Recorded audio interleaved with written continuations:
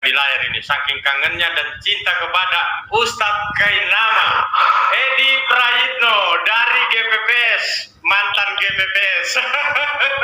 Assalamualaikum warahmatullahi wabarakatuh, Ustadz Edi Prayitno. Selamat malam Ustadz Kainama, apa kabar? Saya kalau lihat hantu saya menangis. Masya Allah. Ini kakak Nasir saya taruh di backstep dulu, terus Yonatan Nandar saya taruh di backstep. Jadi biar berdua dulu ini kangen-kangen. Alhamdulillah ini bisa ketemu dengan Ustadz Kainama ini. Gimana kabarnya, Pak? Alhamdulillah berkhair ya, akhi. Alhamdulillah berkhair. Sebelum lanjut ini, rupanya ya mereka ini orang yang pernah berdiri di atas mimbar, ya. Tapi terlepas dari segala apa yang berkembang di luar sana, mengatakan mereka tidak pernah. Saya jadi nangis ngeliat dia, saya jadi nangis.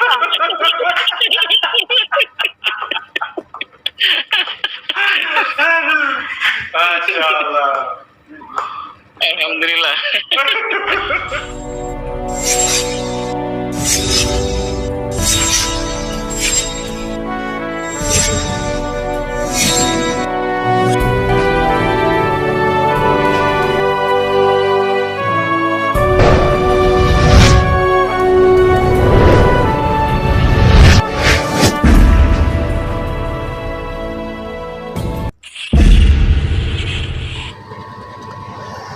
Assalamualaikum warahmatullahi wabarakatuh. Berjumpa lagi dengan saya, Edi Prayitno.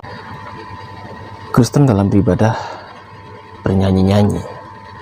Sebetulnya apakah Yesus pernah mengajarkan orang-orang Kristen ini bernyanyi-nyanyi? Sangat menarik membahas masalah ini.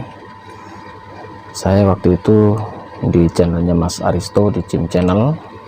Kebetulan di sana ada Ustadz Kainama menjelaskan banyak hal, dan ini adalah salah satu buktinya bahwa ada ayat yang memang salah terjemahan oleh Lembaga Alkitab Indonesia. Karena apa? Karena kalau dilihat bahasa aslinya dalam bahasa Aram, kemudian bahasa Arabnya juga, karena bahasa Arab ini mendekati bahasa aslinya Yesus daripada bahasa Yunani, ya. Kita akan menemukan perbedaan yang sangat besar sekali, bahwa apa yang dikatakan dalam Injil bahwa mereka melakukan ibadah, dan salah satu ayatnya adalah Yesus melakukan puji-pujian, itu tidak pernah ada. Menarik memang.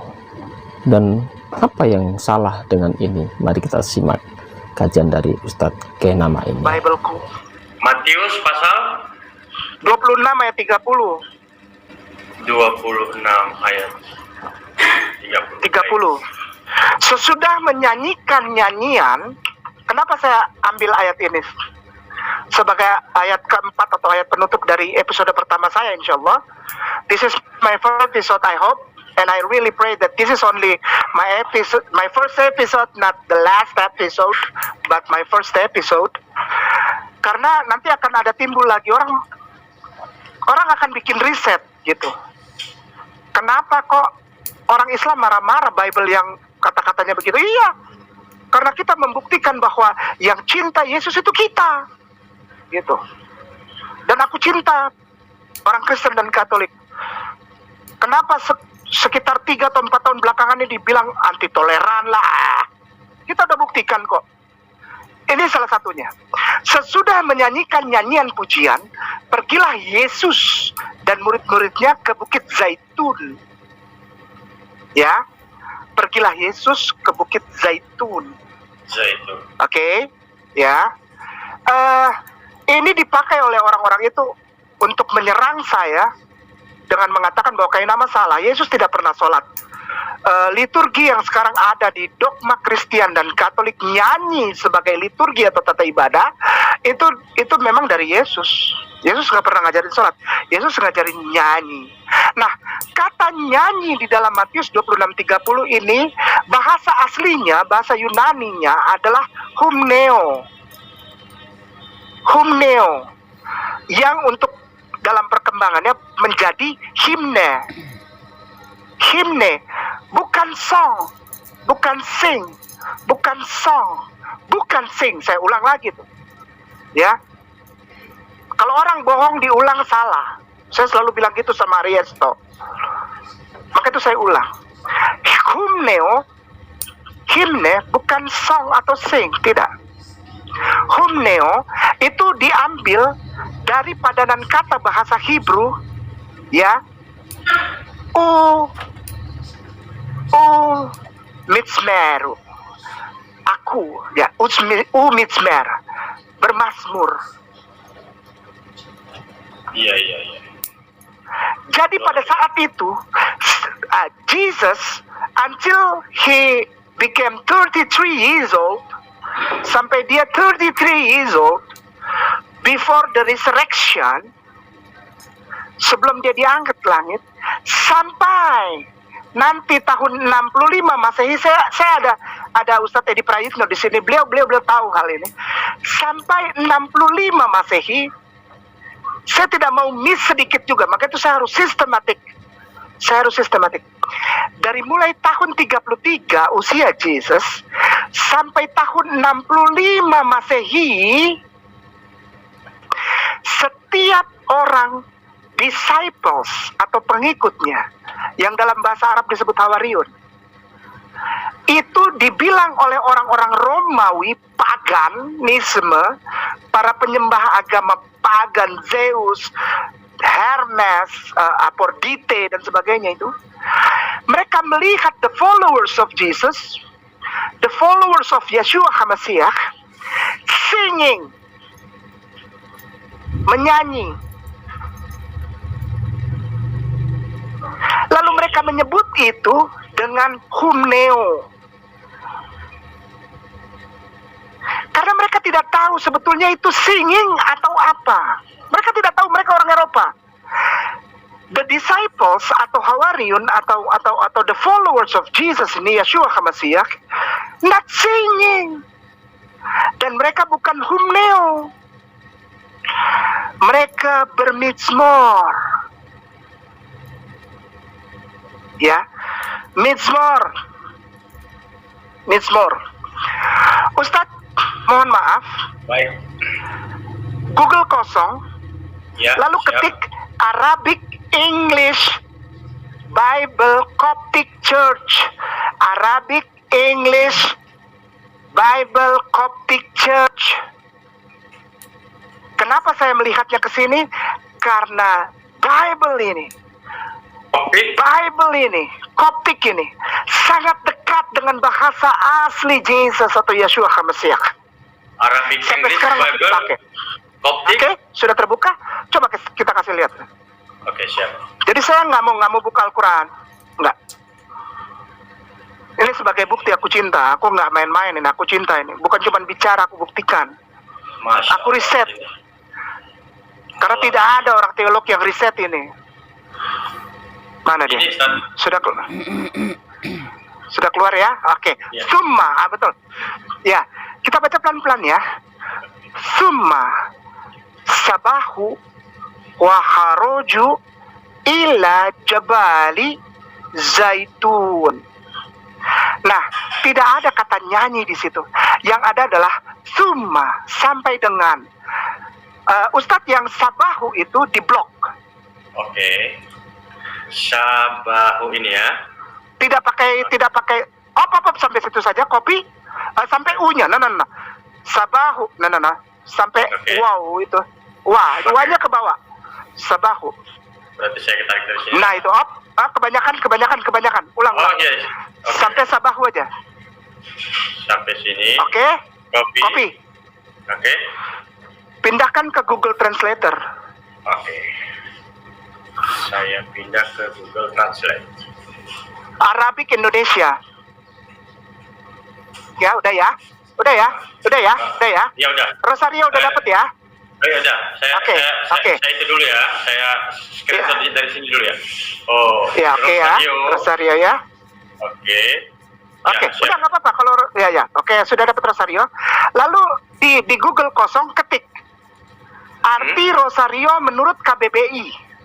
Oh, Tasbih. tasbih. Oke, baik. Yes. Oke, sekarang itu dihapus yang tadi. Oke. Isi di situ arti kata bertasbih.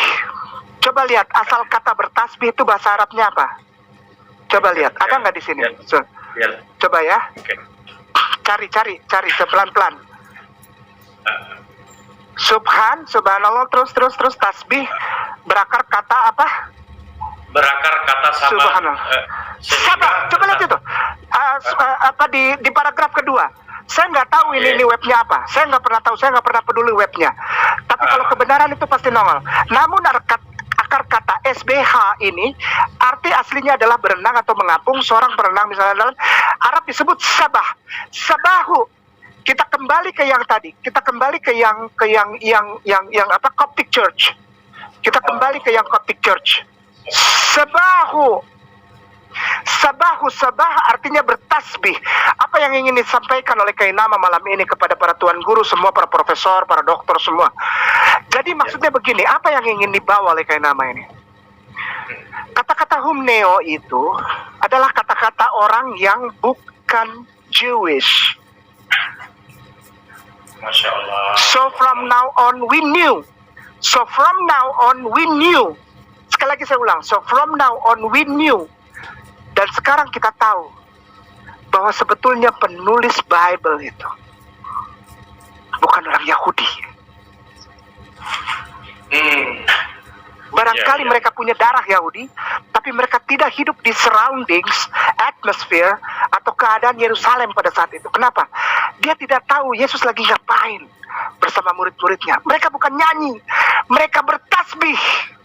Masya Allah. Rosario bertasbih. Sabuhu. Dalam bahasa Hebrunya Mismor. Puji-pujian. Bukan nyanyi, bukan humneo. Cocokin, nanti bikin riset sendiri tentang ayat ini. Riset aja sendiri.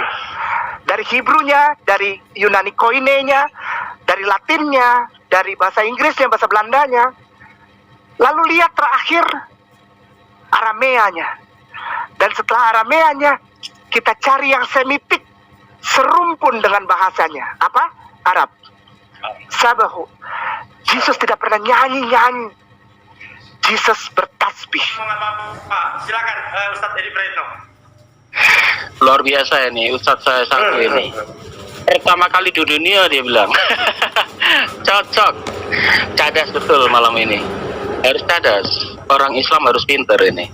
Apalagi ada pakar Ibrani kita di tengah-tengah ini, Mas Yonatan Nandar, nanti ditambahi lagi oleh Mas Yonatan ini soal nubuat. Hebrunya hadu. Hadu. Bagus. Ahadu. Allahu Baik. Akbar walillahil hamd. Saya hanya menambah sedikit saja. Jadi sejarah awal mulanya Kristen ya. Kemarin saya sudah dialog dengan Romo Aldo dari gereja Syria ya. Dia mengatakan gerejanya dia itu yang mempunyai kitab suci tertua itu dalam bahasa Aram. Tapi saya tidak membahas masalah itu, tetapi ada kaitannya dengan apa yang diceritakan oleh Ustadz Kainama tadi di atas. Sebetulnya budaya nyanyi-nyanyi itu, budaya puji-pujian yang dilakukan oleh orang-orang Nasrani saat ini, itu sebetulnya ada ikatan historis dengan Yahudi sebetulnya.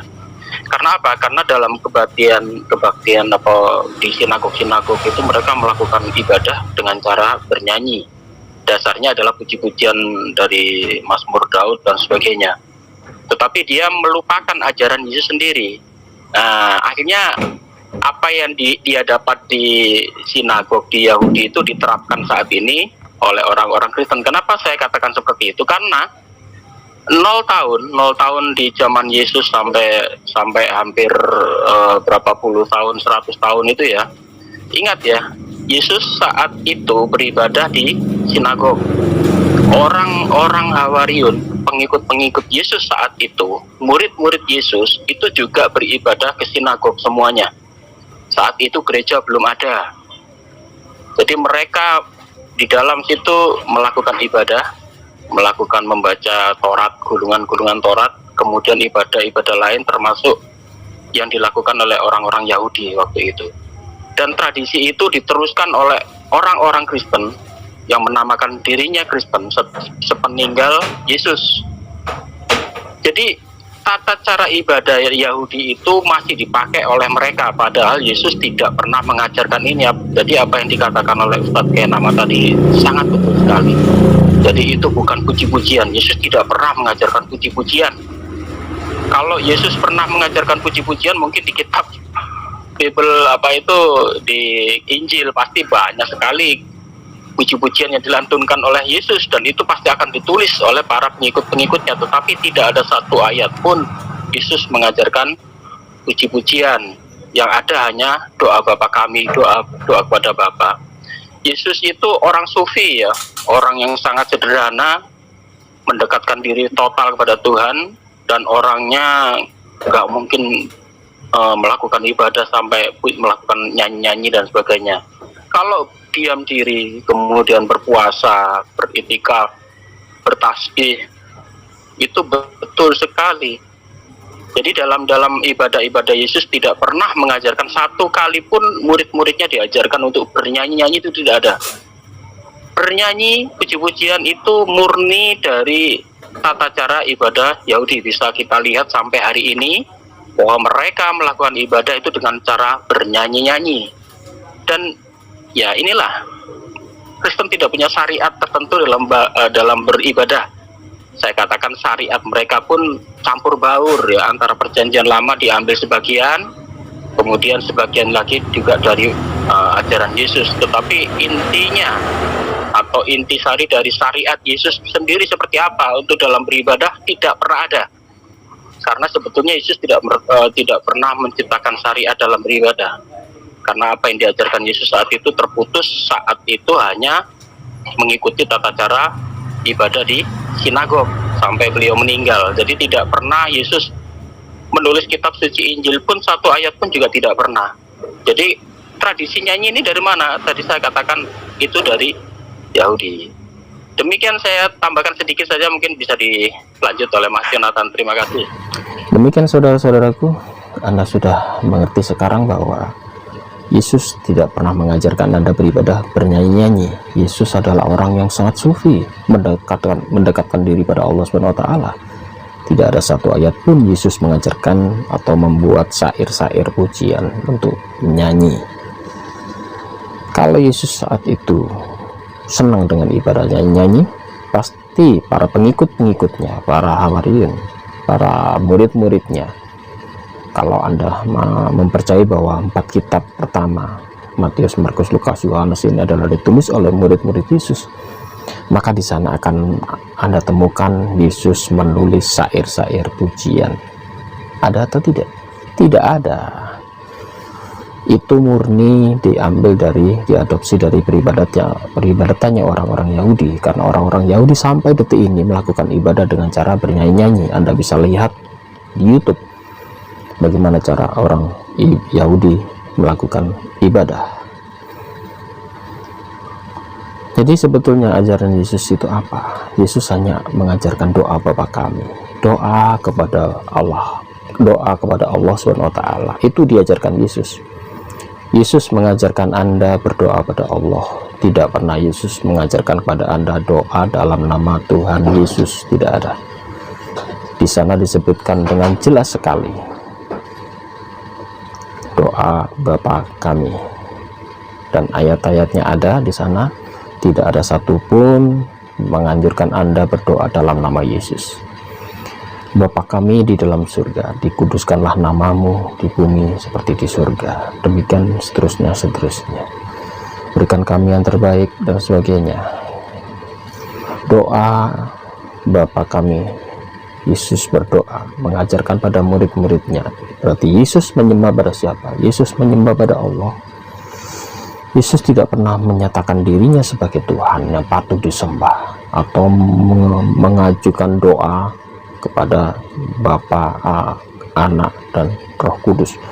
Yesus tidak pernah mengajarkan bimbingan doa dalam nama Yesus. Tidak pernah. Yang ada adalah dalam nama Allah Bapa, Allah Subhanahu wa Ta'ala yang menciptakan Anda. Yesus mengatakan, hai orang-orang Israel, sembahlah Allah. Allah itu Esa, dan Yesus hanya seorang utusan. Yes. Jangan keraskan hati, terima Islam, masuk Islam. Semoga Anda mendapatkan hidayah, dan jangan menolak kebenaran. Jangan keraskan hati, baca Al-Quran, terjemahan juga ada, Anda bisa download di Play Store. Baca di malam hari, buka pikiran, buka hati, jangan keraskan hati Anda. Semoga Anda mendapatkan kebenaran yang Anda cari-cari, dan semoga hidayah itu menghinggapi Anda dan Anda masuk Islam. Doa saya tetap menyuruhkan pada saudara-saudaraku semua yang non muslim, Anda bisa percaya pada Islam dan masuk Islam, menjadi Islam. Demikian dari saya, salam sehat. Semoga Anda dijauhkan dari sakit penyakit, apalagi di zaman COVID seperti ini. Semoga Anda semua sehat. Wabillahi taufik wal hidayah. Wassalamualaikum warahmatullahi wabarakatuh.